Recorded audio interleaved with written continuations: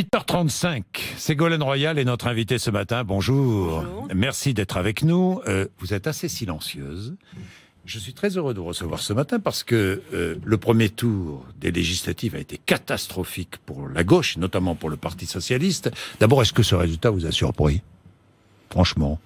Oui, dans son ampleur. Il a surpris tout le monde dans son ampleur. Et pourtant, quand on y regarde de plus près, Oui. on voit au moins deux raisons. Il y en a sans doute plusieurs, mais les deux principales raisons, à mon avis, c'est que d'une part, il y a un système politique qui arrive à épuisement. Quel est ce système politique qui arrive à épuisement? J'avais déjà d'ailleurs dit en 2007, si je peux me permettre, c'est que l'alternance verrouillée entre la droite et la gauche, qui ne répond plus forcément, en tout cas qui ne répond plus à tous les problèmes que se posent les Français, est à bout. Et dès lors qu'il y a une offre politique finalement de contestation, mais qui n'était pas aux extrêmes et qui était au centre, alors les électeurs se sont saisis de cette offre politique qui met fin à une alternance artificielle entre la droite et la gauche. J'allais dire une alternance confortable, une alternance paresseuse. On pensait que parce que la droite était au pouvoir, ensuite la gauche allait venir. Donc finalement, c'était pas la peine de se donner du mal. Je simplifie, mais en gros, oui, c'est un peu ça.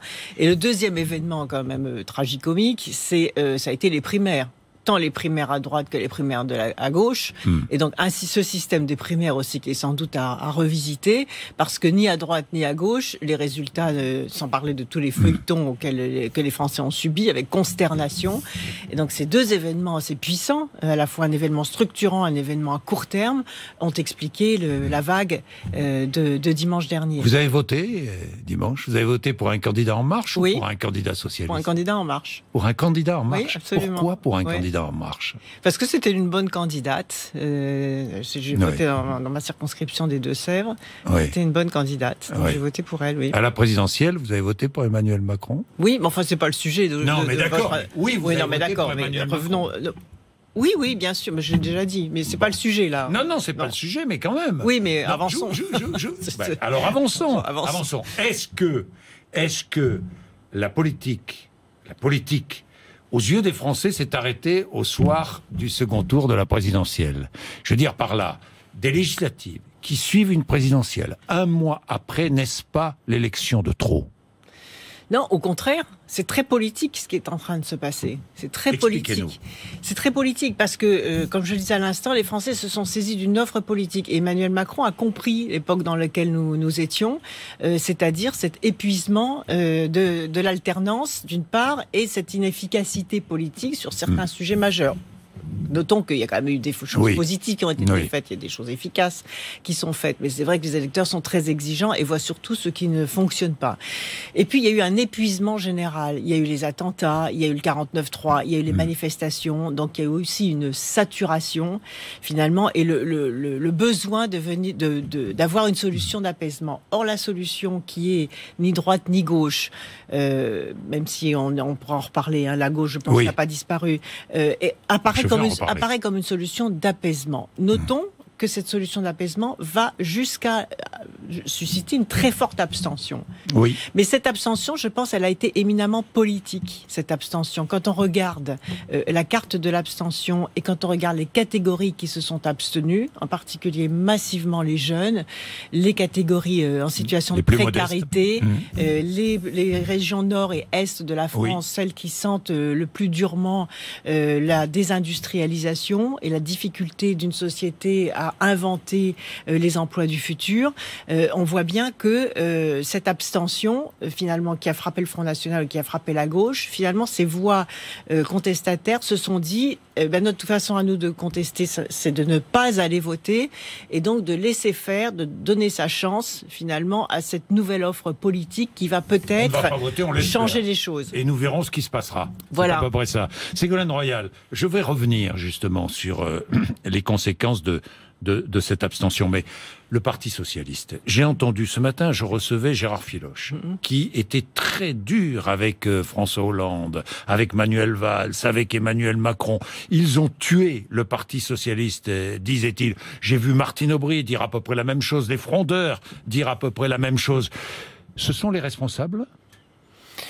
Ce qui est responsable de l'effondrement du Parti socialiste, c'est d'une part les divisions. et les conflits. Et ça, je crois que l'électorat ne supporte plus les divisions et les conflits au sein d'un même camp politique et la visibilité de gens qui ne s'aiment plus ou qui sont en conflit. Et vous voyez, même les expressions que vous venez de citer, c'est insupportable. Parce que soit on fait partie de la même famille politique et à ce moment-là, on se parle entre soi et on s'explique, mais les divisions qui ont été étalées depuis des années, c'est vrai aussi à droite, et ça, je pense, ça a aussi été un élément clé d'élimination des partis traditionnels où les Français veulent que quand ces partis existent, au moins qu'ils s'entendent et qu'ils discutent entre eux et qu'ils apportent des solutions et que ça soit sérieux et que ça soit paisible et que ça soit organisé et de pas d'étaler sur la place publique les divisions. Ça, c'est quelque chose de très important. Et quand est-ce qu'il y a des divisions ? Il y a des divisions quand il n'y a pas assez de travail idéologique, de refondation par rapport à la période que nous vivons. On vit aujourd'hui, c'est plus comme il y a 5 ans, c'est plus comme il y a 10 ans. Mais qui est responsable de la situation ? Donc il y a des mutations très fortes. Mais qui est responsable de la situation du PS aujourd'hui ? Mais je pense un peu tout le monde est responsable. Un peu tout le monde ? Un peu tout le monde. Même les électeurs, d'une certaine façon, qui ont éliminé le PS. Donc de toute façon, la question... Oui. La question, il faut si les électeurs n'ont pas voté PS, c'est qu'ils n'ont pas trouvé des raisons de voter PS. Mais oui, d'abord ils ont assisté à cet épisode calamiteux des primaires. Ils ont assisté à des divisions aussi pendant 5 ans. Et puis ils se posent la question de savoir si le Parti socialiste a bien repensé notre époque. Parce que vous voyez, dans toute époque, il y a à la fois des fondamentaux dans les partis politiques qui ont justifié leur idéologie de base, et en même temps, il faut qu'ils restent éveillés sur l'évolution de la société, notamment des jeunes générations et la nouvelle société à construire. La politique conduite par François Hollande, par Manuel Valls, et cette politique qui a repoussé les électeurs, je pense qu'il n'a pas donné envie aux électeurs d'aller voter PS, socialiste. Il y a plusieurs éléments. Il y a l'idée peut-être que le Parti socialiste a perdu les raisons de sa création et de ses combats. Je pense personnellement que ces combats-là ne sont pas périmés et que le courant de pensée sur lequel le Parti socialiste s'est construit n'a pas disparu.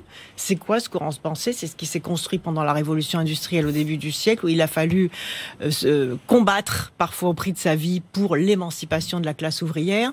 Puis ensuite, avec la classe ouvrière, il y a la classe maintenant des ouvriers du secteur tertiaire, des petits paysans, de la précarité, etc. C'est-à-dire donner une voix aux sans-voix. C'est ça qui a été l'identité du Parti socialiste. Et cette identité-là, elle existe dans la société française. On en a besoin, et on en a besoin à l'échelle de la planète.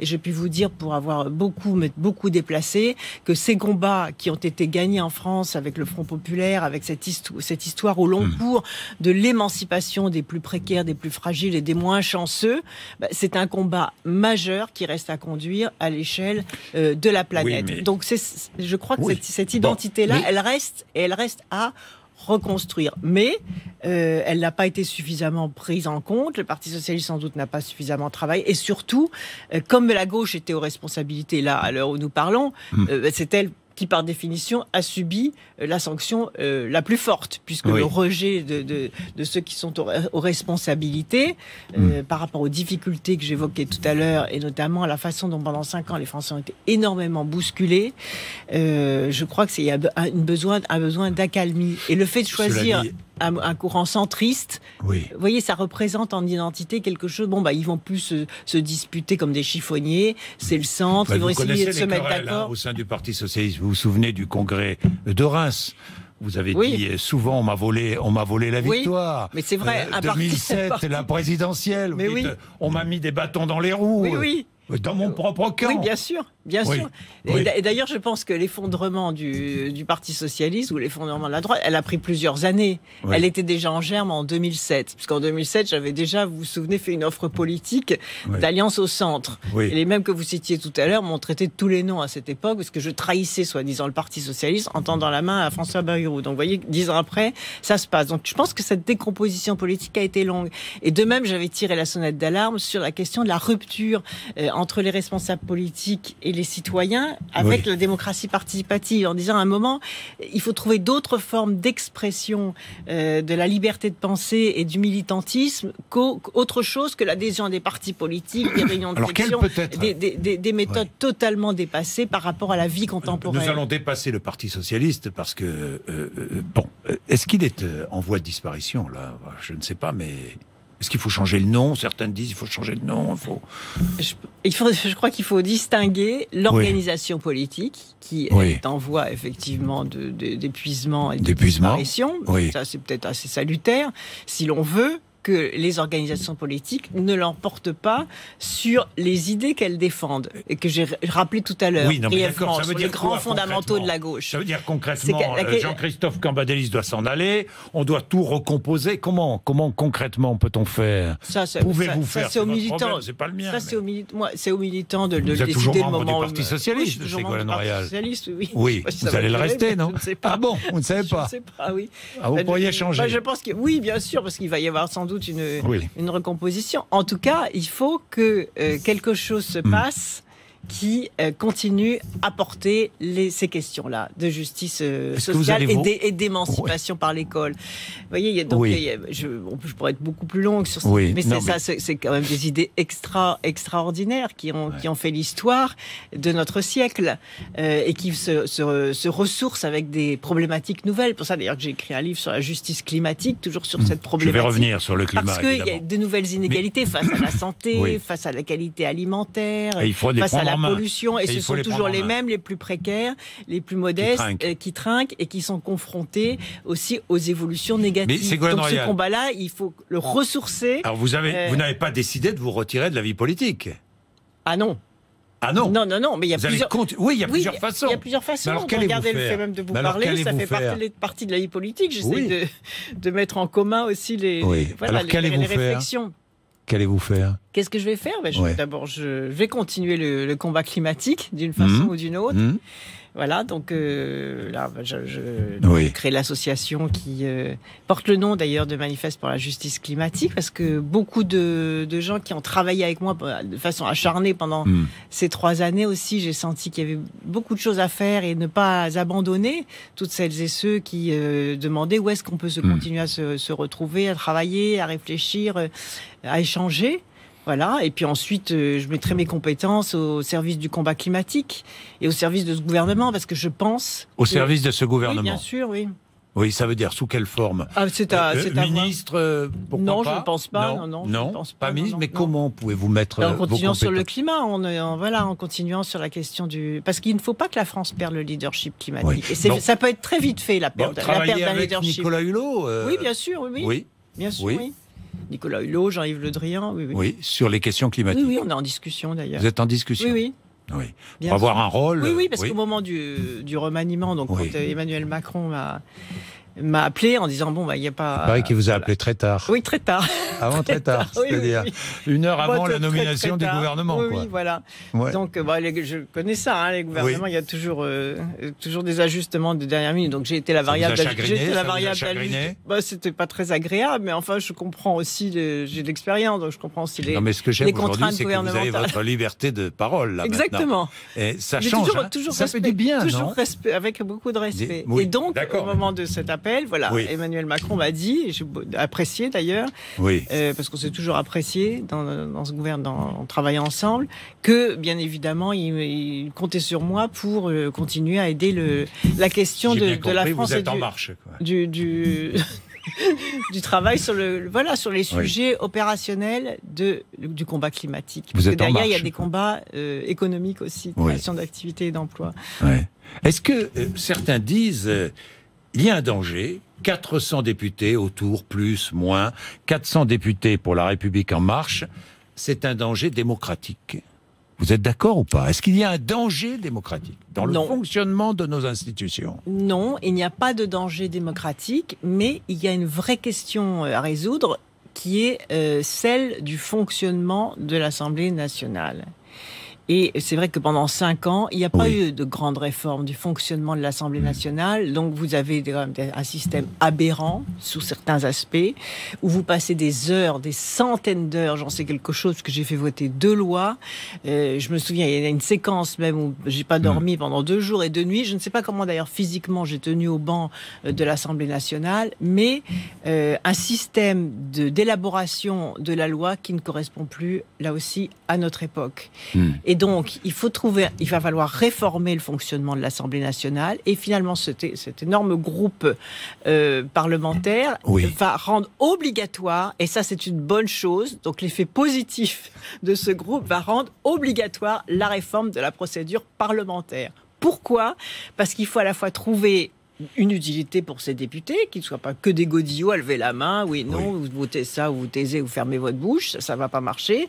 Donc, il faut trouver un système beaucoup plus équilibré entre l'initiative parlementaire, mais qui ne tombe pas dans la pagaille ou dans un temps illimité, qui, là aussi, décrédibilise la politique. Je vais vous donner un exemple. Il y a un projet de loi qui passe en Conseil des ministres, qui est annoncé. Les Français qui entendent ça se disent, c'est fait.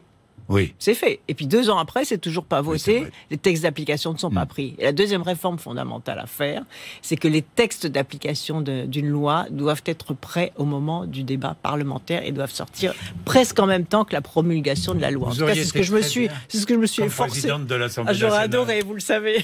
Je sais que vous auriez adoré. C'est pour ça. Mais là, je suis pas. Est-ce que ce serait bien qu'une femme, d'ailleurs, préside l'Assemblée nationale ? Là. Mais vous savez, sur ces questions femmes-hommes, j'ai trop de respect pour je sais trop ce que c'est que le combat de l'égalité homme-femme, pour éviter de tomber dans le gadget. Là, il faut une femme, ou là, il faut prendre le meilleur. Et quand à égalité de compétences, pendant des siècles, on a d'abord choisi les hommes à égalité de compétences, là, ça va pas. Ou quand on demande plus de compétences à une femme... Cela dit, il y aura plus de femmes à l'Assemblée nationale, c'est bien. Oui, je pense que le nombre de femmes va augmenter. Va augmenter, c'est bien. Ça va féminiser l'Assemblée nationale, c'est bien. Édouard Philippe dit « Je suis favorable à une dose de proportionnelle, mais je m'interroge sur le niveau. » Vous êtes favorable à une dose de proportionnelle pour l'élection des députés ? Je pense que ça serait plus juste. Et en même temps, c'est toujours assez scabreux de modifier le mode de scrutin. Surtout quand l'Assemblée vient d'arriver. Vous voyez, ça suscite des débats, des controverses. Je crois qu'il faut revenir aux fondamentaux. C'est la lutte contre le chômage, c'est la question des inégalités, c'est la question de l'invention de l'économie du futur, de l'économie, la green economy, notamment l'économie verte, etc. Donc c'est comment est-ce qu'on pousse en avant l'énergie des Français pour créer des activités, pour garder des leaderships sur beaucoup de secteurs économiques. Une discussion à Bruxelles est en cours depuis maintenant plusieurs mois, même des années, sur les normes concernant l'agriculture bio, les producteurs bio.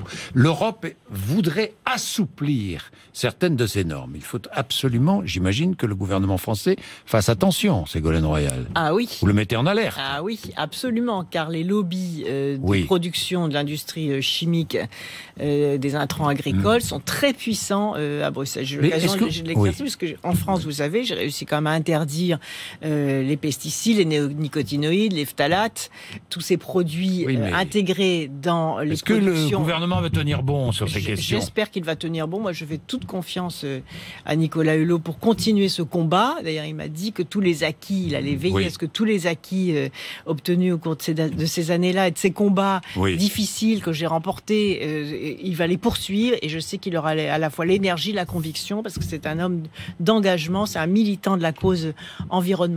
Et je sais aussi que les organisations, les ONG, les associations vont être particulièrement vigilantes. Et les consommateurs, il faut que les consommateurs soient vigilants. Mais vous voyez, ce qui se passe, c'est que comme il y a une montée en puissance de l'agriculture bio, l'agriculture intensive au niveau européen, ou tous les marchands, les firmes multinationales qui vendent les pesticides se voient menacés. Eh bien, moi, je leur dis, investissez dans les produits naturels, puisqu'il y a un marché. Donc, au lieu de freiner toujours les choses, qui est en pleine progression, investissez dans les produits naturels et nous interdirons les pesticides qui portent gravement atteinte à la santé. Je vais vous lire et à la santé des agriculteurs. Je vais vous lire un tweet qui va vous faire plaisir. Merci Ségolène Royal pour l'arrêté du 3 mai qui interdit la reproduction des dauphins et des orques captifs. Oui. Oui. Est-ce qu'il faut aller très loin, interdire les animaux dans les cirques, par exemple ? Il faut faire plus sur le bien-être animal. Beaucoup plus sur le bien-être animal. Regardez ce qui se passe aussi dans les abattoirs. Il va y avoir un procès d'ailleurs d'une association qui a mis des caméras cachées dans un élevage de porcs. Ben moi je leur dis bravo à cette association et j'espère que ce procès sera exemplaire, qu'elles auront gain de cause et que dans tous les abattoirs il devrait y avoir des caméras si c'est ça, et de confier cette responsabilité aux associations parce qu'elles ont eu le courage de faire ça. Alors c'est une atteinte au droit de propriété, etc. Et bien tant mieux. Et vous voyez, ces combats-là, ils méritent d'être portés parce qu'une société, une civilisation se mesure aussi à la façon dont elle traite les animaux.